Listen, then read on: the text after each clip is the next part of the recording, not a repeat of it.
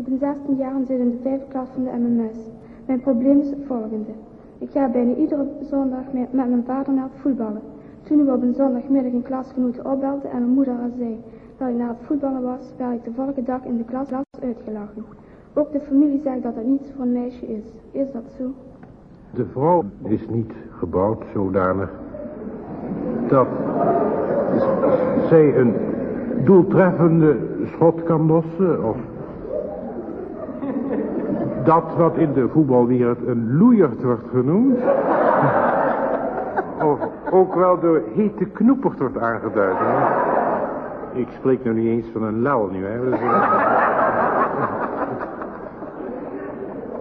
Dat moeten we dus wel verwerpen. En ofschoon er een elftal is in Nederland wat zich moeizaam vrouwelijk over het veld beweegt, is dat toch niet het ware spel. Iets anders is het wanneer een vrouw op de tribune plaatsneemt.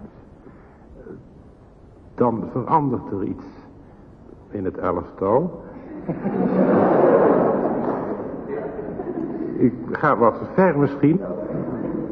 Maar er komt toch een waas over. Het is allemaal meer wat er gebeurt.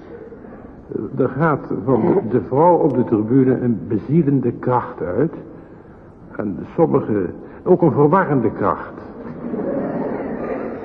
Men duidt het wel eens aan met de buitenspelval openzetten.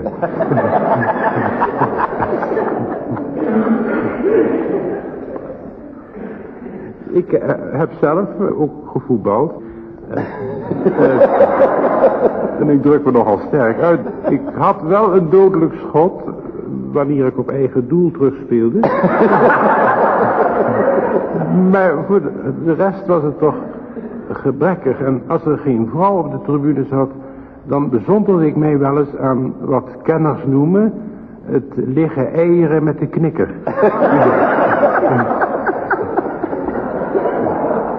Maar zag ik dan daarboven die bruine ogen van een van de meisjes die ik toen beminde, dan kwam er in mijn spel een vaart en een souplesse en een balbehandeling en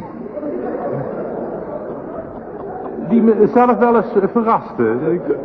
Ik kon het bijna niet meer bijhouden. En